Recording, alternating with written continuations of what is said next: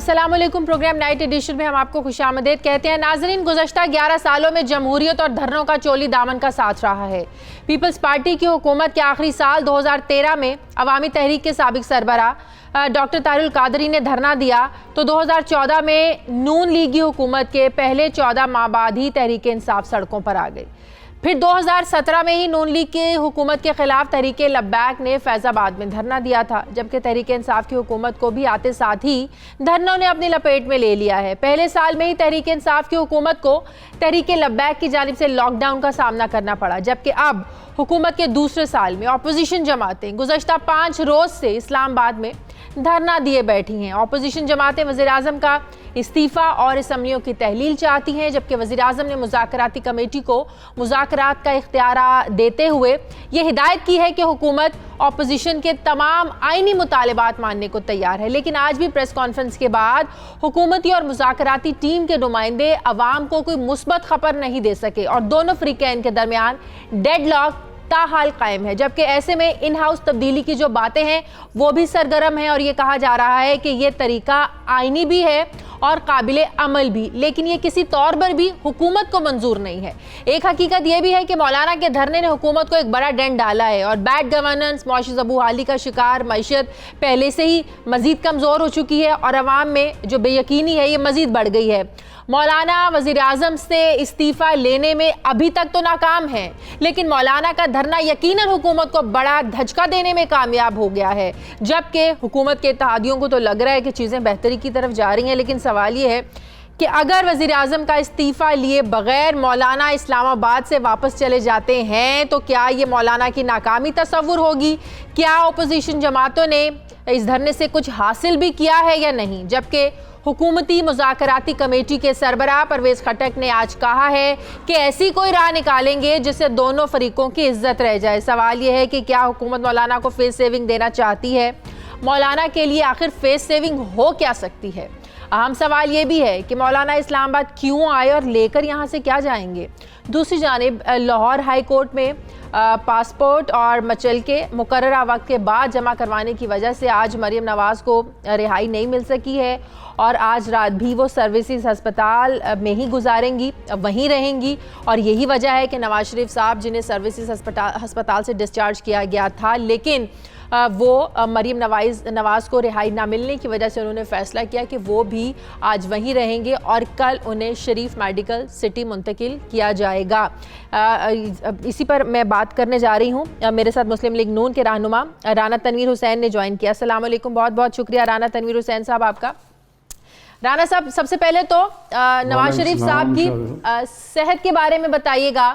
آج تو ان کو ڈسچارج کیا گیا لیکن مریم نواز کی وجہ سے انہوں نے فیصلہ کیا وہ ادھر ہی رہیں گے، کل انہیں شریف میڈیکل سٹی منتقل کیا جائے گا۔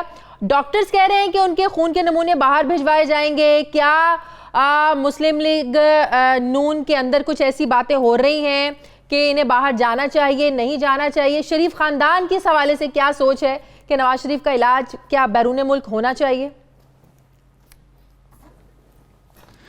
دیکھیں، پہلے تو میاں نواز شریف صاحب کی جو صحت ہے اس کی مطلب جو آپ کے بورڈ کے جو سربراہ ہیں یاد محمود صاحب، ڈاکٹر یاد محمود صاحب، ان کی جو پریس بریفنگ ہوتی ہے وہ اس میں انہوں نے بڑی ڈیٹیل سے بتاتے ہیں کہ ان کے جو 2-3 بیماریاں ہیں ان کی سٹیبل نہیں ہیں، وہ ان کے پلیٹلیٹس ہیں وہ بھی فلکچویٹ ہوتے رہتے ہیں، اور باقی اگر کڈنیز کا علاج کرتے ہیں تو ہارٹ پہ اور پلیٹلیٹس پہ اثر پڑتا ہے، تو کی کمپلیکیشنز ہیں۔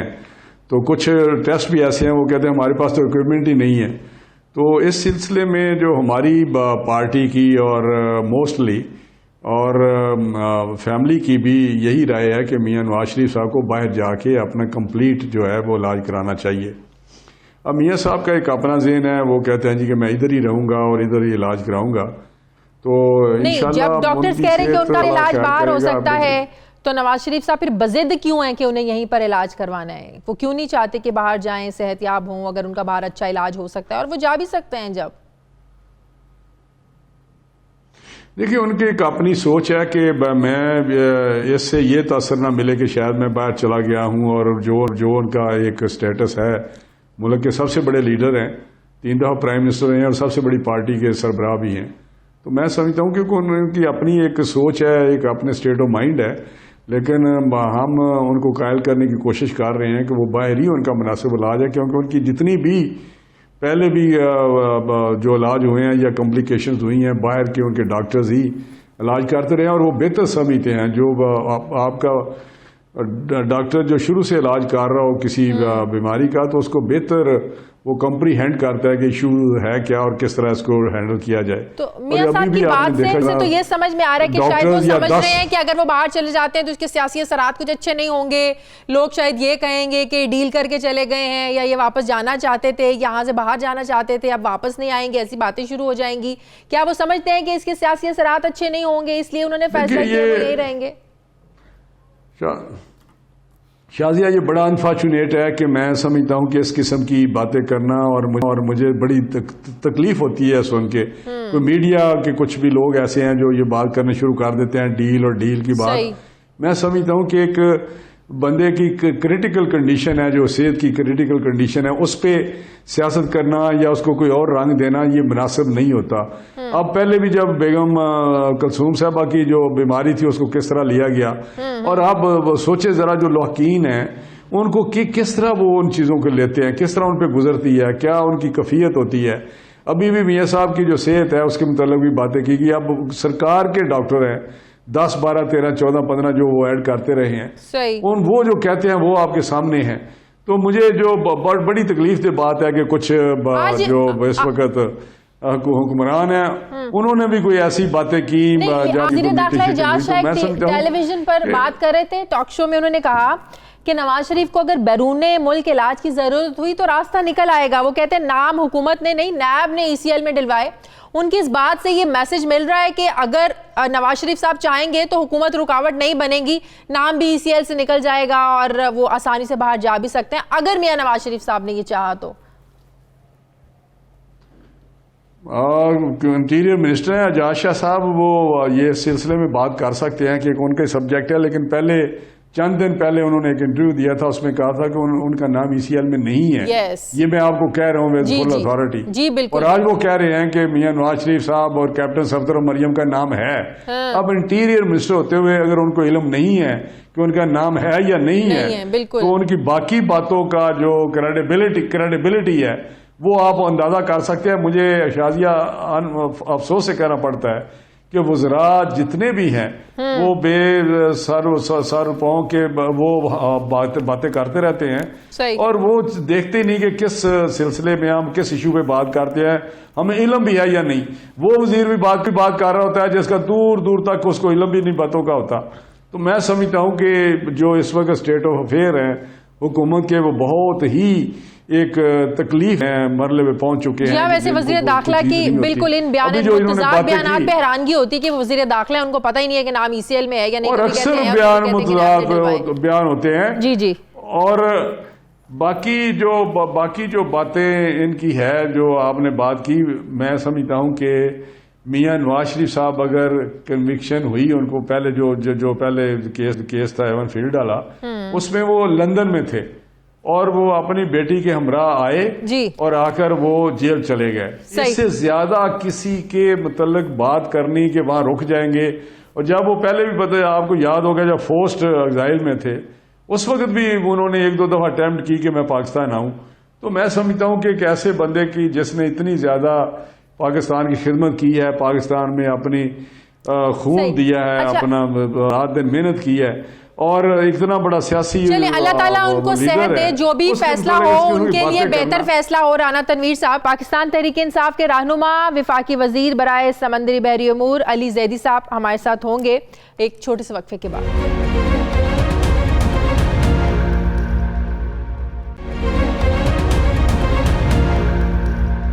بریک کے بعد ایک بار پھر سے آپ کو خوش آمدید کہتے ہیں. علی زیدی صاحب نے جوائن کیا, السلام علیکم. بہت بہت شکریہ علی آپ کا. علی, ایک بات تو یہ طے ہے کہ وزیر اعظم عمران خان نے استعفیٰ نہیں دینا, لیکن اکرم درانی نے آج کہا کہ ہم اپنے موقف پر ڈٹے ہوئے ہیں. وہ اپنے موقف سے پیچھے ہٹنے کو تیار نہیں, آپ ان کا مطالبہ ماننے کو تیار نہیں. یہ کیا درمیانی راستہ ہوگا, کیا آفر آپ لوگ کر سکتے ہیں, کیا ان کے لیے قابل قبول ہو سکتا ہے, آپ کے پاس دینے کو ہے کیا ان کو اٹھانے کے لیے اسلام آباد سے کہ ان کی بھی عزت رہ جائے آپ لوگوں کی بھی؟ یہ تو مجھے ویسے شازیہ آپ کا سوال سمجھ میں نہیں آیا. کیا ہم سے پوچھ کے تو وہ یہاں نہیں آئے تھے, بلکہ ہم نے تو ان کو روکا بھی نہیں, وہ اپنی مرضی سے آئے, ان کا ایک جمہوری حق ہے دھرنا دیں, پروٹیسٹ کریں. ہم نے تو وہ نہیں کام کیا جو ہمارے ساتھ ہوا تھا. ہمارے لوگ نہیں اٹھے, ان کے تو لوگ نہیں اٹھے, ان کے اوپر تو ٹیئر گیس نہیں ہوئی. وہ پرویز خٹک سی ایم کے پی کے آ رہے تھے اور جو ادھر گولیاں چلی تھی, ہم نے تو ایسا کچھ بھی نہیں کیا. ہم نے ان سے معاہدہ کیا تھا کہ یہاں پہ آ کے بیٹھ کے یہ کر سکتے ہیں. انہوں نے بیٹھے, انہوں نے دھرنا بھی دیا, دے کے بیٹھے, 3-4 دن سے بیٹھے, مارچ کیا, کچھ کسی نے کوئی نہیں روکا, فیسیلیٹیٹ کیا ہم نے. لیکن اب یہ آ کے جو مرضی مانگ لیں, ان کی مرضی ہے, یہ ضروری تھوڑی سی کہ جو مرضی مانگ لیں کہ وہ ان کو مل جائے گی. یہ تو مطلب ایک معذرت کے ساتھ ایک بڑی احمقانہ سی بات ہے, کیونکہ یہ خود جب ہم یہ استعفیٰ مانگ رہے تھے, ہم سے بڑا تو دھرنے اسپیشلسٹ کوئی نہیں ہے نا. ہم تو 126 دن کا پاکستان کا ریکارڈ دھرنا ہم نے کیا, تو ہمیں یہ پتا ہے کہ دھرنوں سے استعفے نہیں ملتے. پریشر ہم نے بلڈ کیا اور وہ کام ہوا نا, پھر جوڈیشل کمیشن بنا, ہم نے اس کی رپورٹ مان لی, ہم بیٹھ گئے چپ کر کے, ہم نے جوڈیشل کمیشن کی رپورٹ مان لی. جو یہ جیل میں بیٹھے ہوئے ہیں, تو آپ لوگوں کو ریئلائز ہو گیا دھرنا استعفے آتے ہیں نا, حکومتیں گھر جاتی ہیں, ان کو آپ کی غلطی سے سیکھ لینا چاہیے. پروٹیسٹ کرنا شازیہ, پروٹیسٹ کرنا ہر ایک کا حق ہے, لیکن ہم جب پروٹیسٹ پہ گئے تھے نا, پہلے ہم سپریم کورٹ گئے, الیکشن کمیشن گئے, 4 حلقے مانگتے گئے, اسمبلی میں بھی, ہر جگہ. اس کے بعد ہم نکلے. انہوں نے تو پہلے دن جب پرائم منسٹر صاحب نے اوتھ لیا تھا, پہلے دن کمیٹی بنائی تھی, جی اگر آپ کو کوئی شک ہے, شبہات ہے الیکشن میں, کمیٹی بناتے ہیں پرویز خٹک صاحب اس کے. تو وہ کمیٹی میں آج تک نہ یہ کوئی کیس لے کے آئے, نہ یہ آج تک ٹرائیبیونل میں گئے, کچھ انہوں نے کیا نہیں. تو اس کا مطلب ہے یہ تو پاکستان کو میسو نقصان پہنچا ہے. انڈیا میں پورا نیریٹو مولانا کا چل رہا ہے, جو کہ پوری دنیا میں کشمیر کا چل رہا ہے. میں نے ایک جرمنی کی لیڈر جا کے وہاں کشمیر کی بات کر کے آ جاتی ہے. ساری دنیا میں Kashmir, human rights committee Congress کی, وہ بھی کشمیر کی بات کر رہی ہے. تو یہ انہوں نے جا کے جو تماشا لگایا ہے, استعفے کے علاوہ آپ باقی پوائنٹس پہ بات کر انڈرسٹینڈ کہ انہوں نے پاکستان کی الیکٹورل ریفارم, پاکستان کی انہوں نے مدد کی ہے کہ پاکستان کا نقصان پہنچایا ہے. آپ بتائیں باقی پوائنٹس کیا بات کریں گے, کس چیز پہ بات کرنی ہے؟ باقی پوائنٹس پہ بات کرنے کے لیے آپ لوگ تیار ہیں. چلے استعفیٰ تو آپ لوگوں نے نہیں دینا نا, ان کے اور بھی تو مطالبے ہیں. فوج کی مداخلت کے بغیر شفاف انتخابات کا انعقاد, اسمبلیوں کی تحلیل, مڈ ٹرم الیکشن, باقی پہ بات کرنے کو تیار ہیں آپ؟ ویسے بڑا فنی ہے شازیہ, بڑا فنی ہے. فوج کی مخالفت کے بغیر ہم نے, آپ کا چینل شاید 2000 مداخلت کے بغیر, آپ 2000 مداخلت مانے مانیٹرنگ, مانے ریگنگ روک دیں, فوج کے اندر کھڑا ہو, ریگنگ نہ ہو, جعلی ٹھپے نہ لگیں, لوگ پستولوں کے اوپر رکھے الیکشن میں ووٹ نہ مانگیں, یہ بیلٹ پیپر چوری نہ ہو. ایک زمانے میں ہوتا تھا فارم 14, اس پہ کچھ لکھا ہو, فارم 16 پہ کچھ لکھا ہو, اور وہ ٹرائیبیونل کے وہ آدمی کو نظر نہیں آ رہا ہو. یہ سب صاف شفاف الیکشن ہوا. فافین کی رپورٹ پڑھ لیں. میں تو کہہ رہا ہوں نا, اچھا چلیں ان کو بولے نا, ان کے جو ساتھی تھے جو ابھی ان کو چھوڑ کے چلے گئے پیپلز پارٹی والے, اگر الیکشن خراب, ان کو بولیں استعفیٰ دے دیں, چلیں حکومت سے. مطلب یہ سارے خود استعفیٰ دے دیں, ان کے بیٹے پہ سارے استعفیٰ دے دیں, پھر اسمبلی سے خود تو دے دیں. دیکھیں شازیہ, میری نظر میں نا ان کے ساتھ مولانا صاحب کی ایک چیز اچھی ہوئی کہ وہ بلاول نے بھی ان کو اپنا لیڈر مان لیا. میں سوچ رہا ہوں کہ وہ کیا بے نظیر بھٹو شہید قبر میں سوچ رہی ہوگی کہ یہ میرا بیٹا ہے, یہ میں لیفٹ لبرل پارٹی آگے کھڑا ہو گیا مولانا کے ساتھ. ادھر سے وہ خیر ان کو تو ڈوبتے کو تنکے کا سہارا چاہیے ہوتا ہے, نون لیگ کو, وہ تو خیر اور دونوں چھوڑ کے چلے گئے ان کو وہاں پہ, اب یہ اکیلے رہ گئے. دیکھیں ایک مذاکراتی کمیٹی بنی ہوئی ہے, وہ ان کی جو کمیٹی ہے, وہ کیا کمیٹی ہے, وہ رہبر کمیٹی کے ساتھ, ہاں جی, رہبر کمیٹی کے ساتھ مذاکرات کر رہی ہے, وہ کر لیں گے سارٹ آؤٹ. کیسے سارٹ آؤٹ ہوگا, کوئی راستہ ہوگا. وزیر اعظم نے مذاکراتی کمیٹی کو اختیار دیا ہے, ظاہر ہے جب مذاکراتی کمیٹی ان سے بات کر کے آتی ہوگی, وزیر اعظم کو سارا آگاہ کیا جاتا ہوگا. وزیر اعظم صاحب نے کچھ پوائنٹس تو بتائے ہوں گے نا, ان پوائنٹس پہ ہم لوگ لچک دکھانے کو تیار ہیں, اس پر آپ لوگ بات کریں. 2-3 دن, 4 دن, 5 دن, اور کتنے دن اس طرح مذاکرات چلیں گے؟ کوئی کسی نتیجے پہ کچھ ہو ہی نہیں رہا, ڈیڈ لاک ابھی تک ویسے کا ویسا ہی ہے. اللہ کا شکر ہے, business of government is running. میں آج کیبنٹ میٹنگ بھی ہوئی, اس کے بعد اسپوکس پرسن کی میٹنگ ہوئی, اس کے بعد پرائم منسٹر کی اور میٹنگز ہوئی, کل اکنامک کمیٹی کی میٹنگ تھی اور میٹنگز ہوئی, امریکہ کے ساتھ کوئی بزنس مین آئے ہوئے تھے ان سے میٹنگ ہوئی, ایک وہ گرائنڈ اسٹارٹ اپ گرائنڈ میں کوئی 100 انویسٹرز, سب کچھ ٹھیک ہے لیکن ایک کیوس تو ہے نا, وہ سب چل رہا ہے, پریشر تو لیا ہوا ہے نا, پریشر تو لیا ہوا ہے نا, اسد عمر جا رہے ہیں, پرویز خٹک جا رہے ہیں, اچھا پرویز الہی صاحب اسپیشل جاتے ہیں, کہیں نہ کہیں معاملے کو سارٹ آؤٹ تو کرنا ہے نا. شازیہ وہ تو کمیٹی, ہم ایک جمہوری پارٹی ہیں, جمہوری لوگ ہیں, ہم بات چیت کرنے کو تیار ہیں, انہوں نے کہا کمیٹی بنا, ہم نے بنا دی. اب جو کمیٹی کے لوگ ہیں وہ اپنا کام کر رہے ہیں, میں اپنی میری ٹائم کا اور باقی 10,000 کام اور کر رہا ہوں جو میں کر سکتا ہوں. آپ کو میری شکل پہ کوئی پریشر نظر آ رہا ہے؟ Do you see pressure? کوئی پریشر کچھ نہیں ہے. یہ اپنی مرضی سے دھرنا دینے آئے ہیں, اپنی مرضی سے انہوں نے اگریمنٹ پہ سائن کیا. مسلمان کی تو زبان پکی ہوتی ہے, ہاتھ ملا لو تو اور ہی باتیں, انہوں نے تو اصل کاغذ پہ دستخط کیے کہ ہم یہاں بیٹھیں گے. ہم نے کہا جی بسم اللہ کریں, بیٹھیں, تو ٹھیک ہے. بہت بہت شکریہ. علی زیدی ہمارے ساتھ تھے. اب مجھے جوائن کیا ہے رہنما JUI فے کامران مرتضی صاحب نے. السلام علیکم, بہت بہت شکریہ کامران صاحب آپ کا. کامران صاحب ابھی میں علی زیدی صاحب سے بھی یہی بات کر رہی تھی, یہی پوچھ رہی تھی, آپ لوگ اپنے مطالبے سے پیچھے ہٹنے کو تیار نہیں, وہ اپنا آپ لوگوں کا مطالبہ ماننے کو تیار نہیں. آپ لوگوں کا ایک مین مطالبہ تو یہ نا کہ استعفیٰ دیں. کوئی بیچ کا راستہ نکل سکتا ہے, کیا ہو سکتا ہے؟ آج بھی مذاکراتی ٹیم جو ہے کسی نتیجے پر نہیں پہنچ سکی ہے, کوئی حل نکلتا ہوا نظر آ رہا ہے کامران صاحب؟ دیکھیے فی الحال تو کوئی حل نہیں نکلا. ریزگنیشن ہم مانگ رہے ہیں, اس وجہ سے مانگ رہے ہیں کہ لیجیٹیمیسی جو ہے نا وہ ایک سوال ہے ان کے ساتھ جو لگا ہوا. ایٹ لیسٹ ہمارا ایشو یہ ہے, یا آپ کا جو میجارٹی ووٹر ہے, جو آل پارٹیز جو کہہ رہی ہیں کہ لیجیٹیمیسی جو ہے نا ایک ان کے ساتھ جو ہے نا وہ کوشچن جو ہے نا ان کو اس کو آنسر کرنا ہے. دوسرا جو ان کے ساتھ جو معاملہ لگا ہوا ہے وہ انیبلٹی کا. یہ 15 مہینوں میں انہوں نے پبلک کو کیا دیا, پبلک کیا یہ سب کہتے ہیں کہ وہ انڈیکیٹر اوپر چلا گیا, وہ انڈیکیٹر نیچے چلا گیا, مگر الٹیمیٹلی لوگوں کو کیا ملا؟ تو یہ 15 مہینے کا جو سوال ہے وہ اس کو آنسر جو ہے نا یہ نہیں کر پا رہے پبلک کے سامنے. ڈاکٹر سٹرائکس پہ ہیں, ٹیچر سٹرائکس پہ ہیں, پورے کا پورا پاکستان جو ہے نا وہ ان سے خوش نہیں ہے. ہمارا جو بیسک ایشو شروع ہوا تھا 25 اگست کے بعد ہی شروع ہو گیا, 25 تاریخ سے شروع ہو گیا تھا, اور اسی وقت جو ہے نا ہم اسمبلیوں میں آنے کے لیے تیار نہیں تھے. اب جب اسمبلیوں میں آنے کے لیے تیار نہیں تھے اور آج یہ ہمارے ساتھ مذاکرات پہ بیٹھے ہیں 25 جولائی کے بعد, تو اس میں کوئی ون ون سچویشن ہو سکتی ہے. تو وہ یہ ہو سکتی ہے کہ یہ اپنے آپ کو یا تو لیجیٹیمیٹ پروو کر دیں, یا ہم جو ہے نا ان کو کسی فورم پہ لیجیٹیمیٹ پروو کر دیں. تو وہ فورم جو ہے وہ ایک پارلیمانی کمیٹی بنائی تھی. اگر پارلیمانی کمیٹی کو ایکٹیویٹ کر دیں, ایکٹیو کر دیں, اور اس کے ساتھ جو ہے نا اس کے کانسیکوینس کے اگر ان کیس جو ہے نا وہ کوئی جو سیمپلنگ کرتے ہیں کوئی مخصوص حلقوں میں, اور وہ سیمپلنگ کے نتیجے میں یہ اسٹیبلش ہوتا ہے کہ باقی دادری ہوئی ہے. حکومتی حلقے ہیں وہ کہہ رہے ہیں اس پر تو بات کرنے کو تیار ہیں, لیکن آپ لوگ کہہ رہے ہیں کہ اگر دھاندلی کی پر مطلب کہ کوئی نکل آتی, کہیں دھاندلی ثابت ہو جاتی تو وزیر اعظم پھر استعفیٰ دیں گے, یہ شرط رکھنا چاہ رہے ہیں آپ اگر دھاندلی ثابت ہو جاتی ہے؟ ظاہر ہے نا اس کا کوئی کانسیکوینس رکھنا پڑے گا نا. اس کا اگر فرض کر لیے کہ وہ 2 4 5 حلقوں میں جس کو ہم پوائنٹ آؤٹ کرتے ہیں وہ یہ بات اسٹیبلش ہو جاتی ہے, تو پھر ہوگا کیا؟ پھر اس کو کوئی آپ کو لیگل کور دینا ہوگا, اور اس کے بعد اس کا نتیجہ جو ہے نا وہ نکالنا ہوگا کہ جی اس کے بعد جو ہے یہ پرائم منسٹر ریزائن کریں گے یا نہیں کریں گے, اس کے بعد اسمبلی ڈیزالو ہوگی. اچھا اس کے بعد چلیے, اچھا ایک اور آخری سوال ہے, بڑا اہم پوائنٹ جو آپ لوگ بات کر رہے ہیں. میں ایک منٹ پوری بات سن لیجئے, جی ایک پوری بات سن لیجیے. یہ میری اپنی سجیشن ہے, یہ پارٹیز کی پالیسی نہیں ہے, مگر یہ ایک ون ون سچویشن ہو سکتی ہے, یہ ایک پاسبلٹی بن سکتی ہے. یہ میری اپنی ایک رائے ہے, ذاتی رائے. اچھا ایک جو آپ لوگ بات کریں کہ انتخابی قوانین میں اصلاحات کریں, الیکشن ایکٹ جو ہے وہ اس کو بدلا جائے کہ فوج کی نگرانی کے بغیر انتخابات ہوں.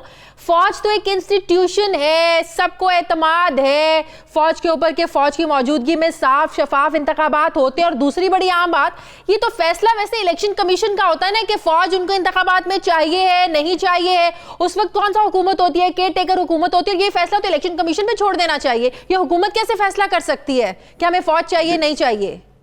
نہیں اس میں ایسا ہے, اس میں ایسا ہے کہ اس وقت جو اپوزیشن پارٹیاں یہ تقریباً 4.25 کروڑ ووٹوں کو جو ہے نا ریپرزینٹ کر رہی ہیں، اور یہ سب اس بات پہ متفق ہیں کہ فوج جو ہے وہ پولنگ اسٹیشن کے نہ اندر ہونی چاہیے نہ باہر ہونی چاہیے، ان کی نگرانی نہیں ہونی چاہیے. یہ کبھی کسی زمانے میں ایسا ہوا کرتا تھا، لوگ کہتے تھے کہ فوج کی نگرانی میں الیکشن ہو. آج یہ بات لوگ بڑے تواتر سے کہہ رہے ہیں اور اسٹیج پہ آگے کہہ رہے ہیں، کھلے عام کہہ رہے ہیں کہ خدا کے واسطے آپ کی نگرانی، آپ اپنی نگرانی چھوڑ دیجیے. فوج پہ ہی تو ادارہ ہے جس پہ پوری قوم جو ہے وہ اعتبار کرتی ہے، اعتماد کرتی ہے فوج کے اوپر، اور سب چاہتے ہیں کہ فوج کی نگرانی میں انتخابات ہونے چاہیے. بہت بہت شکریہ کامران مرتضیٰ صاحب ہمارے ساتھ ہیں. مجھے ایک بریک لینی ہے ناظرین، بریک کے بعد واپس آئیں گے، بات کریں گے کہ پرائیویٹ اسکولوں کے خلاف غیر قانونی فیسز بڑھنے پر حکومت اقدامات کیا کر رہی ہے، حکومت نے کیا ایکشن لیا ہے، اس پر بات کرتے ہیں ایک چھوٹے سے وقفے کے بعد.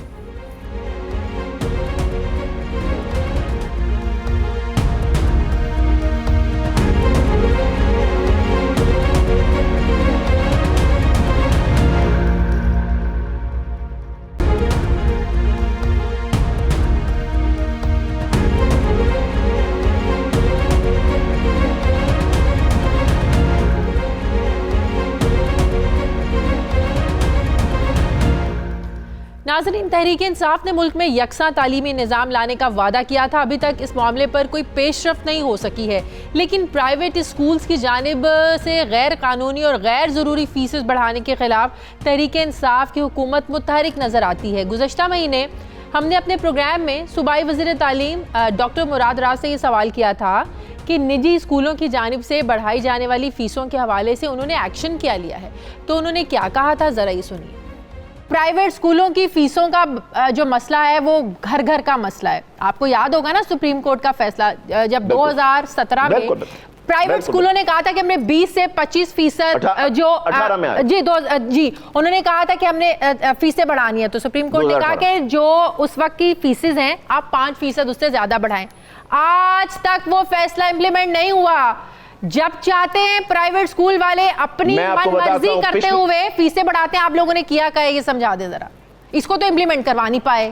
شازیہ پلیز دو چیزیں میں آپ کو بتاؤں. جی، پچھلے چیف جسٹس جو تھے سابق نقصار صاحب، ثاقب صاحب نے یہ فیصلہ کیا کہ 20% کم کی جائے فیسیں اور سمر کی فیسز ختم ہوں گی. ٹھیک ہے جی، میں نے ڈنڈے کے زور پہ 20% کم کروائی تھی. اب انشاءاللہ تعالی اس ہفتے میں آپ کو ایک اور پریس کانفرنس ہوا، کیونکہ ہم نے ساری چیزیں آڈٹ کروا لی ہیں، سارے اسکولوں کے آڈٹ کروا کے کلاس وائز. اگر میں نے امپلیمنٹ نہ کروائے آپ جو آپ کی سزا ہوگی میں لینے کے لیے تیار ہوں گا. پھر وزیر تعلیم نے ہمارے پروگرام میں کی گئی بات کو پورا کیا اور 4 دن کے بعد انہوں نے پریس کانفرنس کی، اور پریس کانفرنس میں انہوں نے اس حوالے سے کیا کہا یہ بھی سنی. آپ یہ دیکھ لیں کہ یہ میرے پاس جو کتاب ہے یہ پڑھی ہوئی، اس کے اندر ہر اسکول کی کتنی فیس ہوگی، کتنی تھی، کتنی فیس جنوری 2017 میں تھی، اس کے بعد 5% ہم نے 2018 کو انکریز کیا ہے اور 5% 2019 کو انکریز کیا، اور اس میں ایگزیکٹلی بتا دیا گیا ہے کہ اس وقت وہ فیس کتنی ہونی چاہیے، چاہے وہ نرسری کا بچہ ہو، 5ویں کا ہو، 10ویں کا ہو، جس کلاس کا بھی ہو بچہ، اس کی فیس ایگزیکٹلی آئیڈینٹیفائڈ ہے کہ کتنی فیس اس کی ہونی چاہیے. ہم نے اسکولوں کو 7 دن کی مہلت دی ہے، یہ 7 ڈیز ان کے پاس ہیں. 7 ڈیز کے اندر وہ اپنا جو نیا واؤچر ہے فی بل کا وہ ایشو کریں اور پیرنٹس کو ٹائم دیں جو بھی ان کا ریزنیبل ٹائم ہے پے کرنے کا. ڈاکٹر مراد راز صاحب اس وقت ہمارے ساتھ موجود ہیں. السلام علیکم، بہت بہت شکریہ ڈاکٹر صاحب آپ کا. ڈاکٹر صاحب 24 اکتوبر کو آپ نے پریس کانفرنس کی اور کہا کہ عدالتی حکم کے مطابق فیس میں کمی نہ کرنے والے جو اسکول ہیں پہلے مرحلے میں رجسٹریشن منسوخ کی جائے گی. پھر آپ لوگوں نے 7 دن کی مہلت بھی دی، کل وہ مہلت ختم ہو گئی. اب بہت سے ایسے اسکول ہیں جنہوں نے اس پر عمل درآمد نہیں کیا. کرنے کیا جا رہے ہیں، کیا ایکشن لینے جا رہے ہیں آج کے بعد آپ ان کے خلاف؟ تھینک یو شازیہ، آپ نے بڑا اچھا کیا کہ میرا پچھلا انٹرویو بھی دکھا دیا، پریس کانفرنس کی بھی دکھا دی، اور اب میں آپ کو بتا دوں ایگزیکٹلی ہم کیا کرنے جا رہے ہیں. میں نے جب پریس کانفرنس کی تھی میں نے کہا تھا 7 دن ہے، دیٹ مینٹ 7 ورکنگ ڈیز. وہ 7 ورکنگ ڈیز جو ہیں وہ کل ختم ہوئے ہیں. اب میں آپ کو یہ بتا دوں کہ آج اگر سب سے پہلے میں پیرنٹس کو کہوں گا کہ جا کے SED کی ویب سائٹ پہ دیکھیں جتنی فیس جس اسکول نے چارج کرنی ہے، جو ان کو نوٹیفیکیشن ہم نے بھیجا ہے وہ ہم نے اپلوڈ کر دیا ہوا SCD کی سائٹ کے اوپر, جو ویب سائٹ ہے اس کے اوپر. ان کو ایگزیکٹلی پتا لگ جائے گا جا کے کہ کتنی فیس کہاں پہ ہے اور کتنی دینی ہے. اس کے بعد کل ہم ایک ایڈ دینے اخبار کے اندر جا رہے ہیں. یہ ایڈ میرے پاس تیار ہے, یہ پرسوں اخبار کے اندر آئے گا یہ ایڈ. اس کے اندر ایگزیکٹلی لکھا ہوا ہے کہ کورٹ کی کیا ڈائریکشنز ہیں اور ہم کیا کرنے جا رہے ہیں. اچھا, پرسوں جب یہ ایڈ آ جائے گا تھرسڈے کو اخبار میں یہ ایڈ آئے گا, اور فرائیڈے سے جس اسکول نے فیس کم نہیں کی ہوگی اور جو پیرنٹس ہمارے پاس کمپلینٹ لے کر آئیں گے ہم اس اسکول کی رجسٹریشن کینسل کر دیں گے. آپ لوگوں نے اسکول بند بھی کا فیصلہ کیا, بند بھی کریں گے اسکول؟ نہیں, پہلا سٹیپ ہے رجسٹریشن کینسل کرنے کا. اچھا, اگر رجسٹریشن کینسل کرنے پہ بھی وہ اگر وہ نہیں اس کو دوبارہ اپنا فیس سٹرکچر ٹھیک کرتے اور نئے واؤچرز نہیں دیتے, پھر ہم اسکول کو سیل کر دیں گے. تو اس سے تو ظاہر ہے آٹومیٹکلی بچوں کا نقصان ہوگا, پڑھائی کا نقصان ہوگا, پیرنٹس پریشان ہوں گے. ہم نے دیکھا یہ ایک بہت بڑی لابی ہے, جیسے ہی میڈیا پہ یہ مطلب کس طرح کی ڈسکشنز ہوتی ہیں, سارے جتنے بھی پرائیویٹ اسکول مالکان ہیں, یہ جو پورا مافیا یہ اکٹھا ہو جاتا ہے اور اسکول بند کرنے کی دھمکی دیتے ہیں, جس کی وجہ سے پچھلی حکومتیں بھی بلیک میل ہوتی رہی ہیں, پیرنٹس بھی بلیک میل ہوتے رہے. کوئی ایسا راستہ ہو کہ پیرنٹس بھی قابل قبول ہو اور اسکول بھی نہ بند ہو؟ شازیہ دیکھیں, جب پہلا فیصلہ آیا تھا نا 20% کم کرنے کا, میں نے پہلی دفعہ آج تک کبھی اور کسی نے کم نہیں 20% فیسیں کروائیں یا کورٹس کے آرڈر مانے, ان کو ڈیلے کرتے رہے ہمیشہ. میں نے سب سے پہلے کم کروائی تھی. اس دفعہ بھی میں آپ کو کہہ کے گیا تھا کہ انشاءاللہ تعالی میں ہی کم کرواؤں گا, صرف ہمیں اپنا کام کر لینے دیں. جو میں نے ڈیڈ لائنز دی اس کے حساب سے ہم چلیں.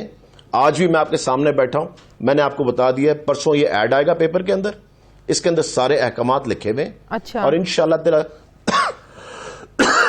فرائیڈے کو انشاءاللہ تعالی آپ دیکھنا. اس کی امید ہے کہ اسکول بھی جو مافیا ہے آپ لوگ بلیک میل نہیں ہوں گے. جو آپ اپنی پریس کانفرنس میں کتابچہ سا دکھا رہے تھے نا کہ اس میں آپ لوگوں نے سارا وہ لکھا ہوا ہے کہ کیا فیس ہوگی, فیس کی ڈائریکشنز آپ لوگوں نے مقرر کرنی ہے, طے کی ہے, یا یہ پرائیویٹ اسکولز والوں کی جو فیس ہے اس کے مطابق آپ لوگوں نے فیصلہ کرنا ہے کہ ٹھیک ہے اگر ایک بچے کی 30,000 روپیہ فیس ہے 30,000 رہنے دیں, بڑھانی نہیں ہے, یا فیس آپ لوگوں نے مقرر کرنی ہے؟ ذرا یہ بتا دیں. نہیں, وہ مقرر ہم نے اس طرح کی جو کورٹ نے آرڈر کیا اس کے لحاظ سے. انہوں نے کہا تھا 2017 کو بیس جنوری 2017 کو بیس بنایا جائے. جنوری 2000 فی بل دیکھا گیا, جو اس کے اندر فیس تھی اس میں 5% 18 کا ایڈ کیا اور 5% 19 کا ایڈ کیا. سو 10% انکریز کر کے فیس ہم نے ایگزیکٹلی کلاس وائز اس کے اندر دے دی ہے کہ کس کلاس کی کتنی فیس ہوگی, اور وہ ویب سائٹ پہ جا کے آج پیرنٹس دیکھ سکتے ہیں. تو ایک اور میں بتا دوں, جی شازیہ میں ایک چیز آپ کو بتا دوں, نہ میں پہلے کبھی کسی کے پریشر میں آیا ہوں اور نہ مجھے کوئی پریشر میں لے کر آ سکتا ہے. میں صرف چاہتا ہوں, دیکھیں آپ کو میں دو چیزیں بتا دوں. سارے کہتے ہیں نا پرائیویٹ اسکول مافیا, کچھ پیرنٹس کا بھی مافیا ہے. 10-15 پیرنٹس ایسے ہیں جن کو بہت شوق ہے جانے کا سوشل میڈیا پہ اپنی ویڈیوز بنانے کا اور جا کے لوگوں کو اکٹھے کرنے کا. سو یہ دونوں سائیڈوں کا جو پریشر ہے, ہم نے نہ پریشر میں نے کبھی لیا ہے, نہ میں پیرنٹس کے کبھی پریشر میں آؤں گا, نہ میں اسکول اونرز کے کبھی پریشر میں آؤں گا. جو بائی دا بک چیز کرنی ہے اور بائی دا لا چیز کرنی ہے انشاءاللہ تعالی وہ آپ کو نظر آئے گی. اور آپ یہ بھی انشور کرتے ہیں اگر سوشل میڈیا پر آواز اٹھاتے ہیں, تو اگر اسلام آباد کے ایک اسکول میں یہ واقعہ پیش آیا, ایک ماں نے آواز اٹھائی کہ بچوں کی فیسوں میں اس طرح اضافہ ہوا, اگلے دن بچے کو جب وہ اسکول لے کر گئی تو اسکول والوں نے بچے کو اسکول سے نکال دیا اور بالکل اس کا داخلہ تھا اس کو کینسل کر دیا. تو آپ یہ ایشورٹی دلاتے ہیں کہ یہاں ایسا کچھ نہیں ہوگا اگر کوئی آواز اٹھاتا ہے سوشل میڈیا پہ اس طریقے سے؟ بالکل ایسا شازیہ میں بالکل آپ کو بتا دوں, کسی بچے کو اسکول سے نکالا نہیں جائے گا, کسی بچے کو اس طرح اس کو نہ کہا جائے گا جی آپ اسکول سے جائیں فیس نہیں دے رہے, کوئی ایسی چیز نہیں ہوگی.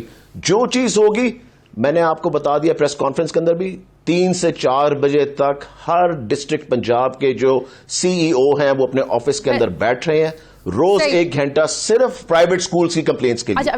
ویسے ایک آخری بات, 3 سے 4 بجے پیرنٹس اپنے بچوں کو پرائیویٹ سکولوں میں اسی لیے بھیجتے ہیں کہ اچھا تعلیمی معیار ہے, ذرا اچھا سٹینڈرڈ کی تعلیم ہے, اچھے طریقے سے بچوں کو ایجوکیٹ کیا جاتا ہے. یہی چیزیں اگر سرکاری اسکولوں میں مل جائیں تو نہ پیرنٹس بلیک میل ہوں, نہ یہ فیسیں کے خرچے اس طرح پیرنٹس کو برداشت کرنے پڑے. آپ لوگ اپنے سرکاری اسکولوں کا معیار ہی اس طریقے کا بنا دیں کہ یہ رونا دھونا ہی پیرنٹس کا بھی ختم ہو جائے. دیکھیں شازیہ، ایک ٹوٹا ہوا سسٹم جس کو انٹینشنلی خراب کیا گیا ہماری ایجوکیشن کو پچھلے 10 سال کے اندر، اس کے اوپر اربوں روپے پیسہ لگا ہے، ڈالرز لگے ہیں، پاؤنڈز لگے ہیں، یوروز لگے ہیں، سب کچھ لگا ہے اس ایجوکیشن سسٹم کو خراب کرنے کے لیے. کسی ملک کا آپ ایجوکیشن سسٹم خراب کر دیں، ان کی جنریشنز تباہ ہو جاتی ہیں. ایک ٹوٹا ہوا سسٹم ملا ہے جس کو ہم ٹھیک کرنے چلیں، انشاءاللہ تعالی جت بہتری لا سکے آپ کے سامنے لے بہت بہت شکریہ ڈاکٹر مراد راز ہمارے ساتھ.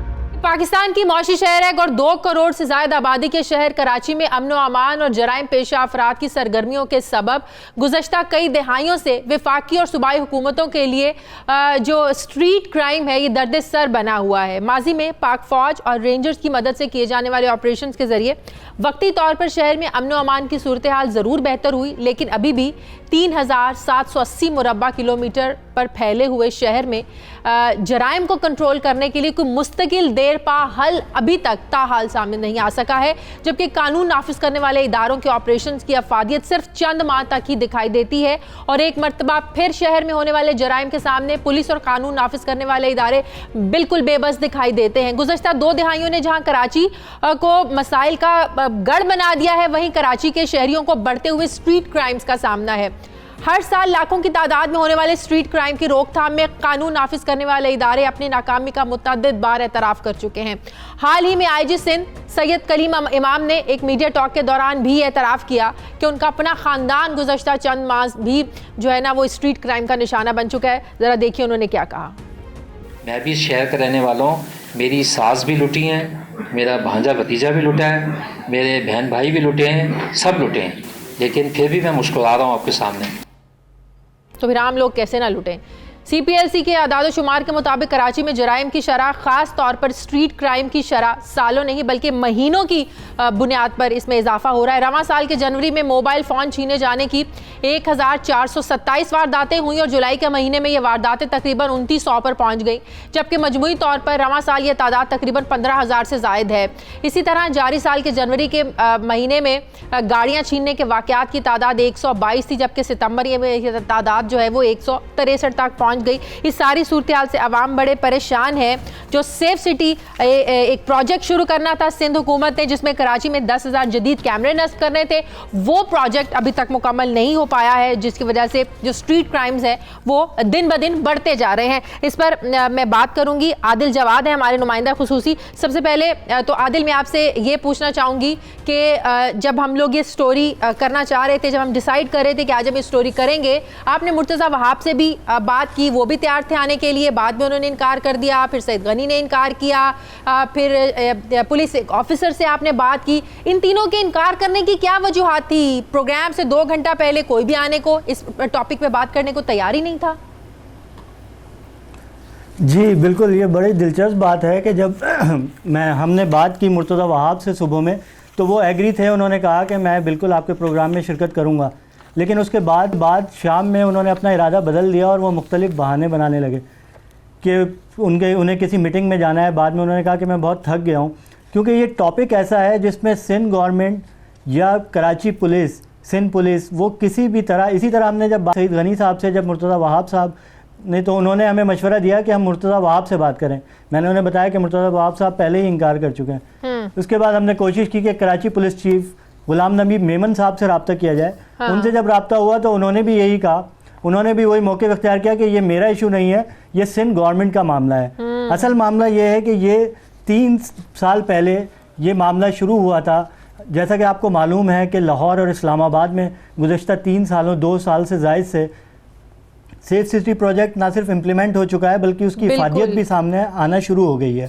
اور خاص طور پہ پنجاب میں، پنجاب کے مزید 6 شہروں میں یہ پروجیکٹ شروع ہو رہا ہے. یہ بتائیں کراچی میں کیا رکاوٹ ہے؟ کراچی میں کیوں نہیں شروع ہو پایا ہے؟ کون لوگ رکاوٹ ہیں؟ کراچی میں جی یہ سندھ حکومت نے تو شاید اس پر کبھی توجہ نہ دینی تھی، لیکن 2016 میں ایک واقعہ ہوا تھا. اس وقت کے سندھ ہائی کورٹ کے چیف جسٹس کے صاحبزادے اغوا ہوئے تھے کراچی کے پوش علاقے سے، اور جب اس کی انویسٹیگیشن میں سامنے آیا کہ وہ کیمرہ جو تھا سندھ پولیس کا وہ کام نہیں کر رہا تھا، جس کے بعد عدالت نے سندھ حکومت پر دباؤ ڈالا کہ وہ اس سلسلے میں کوئی اقدامات کرے.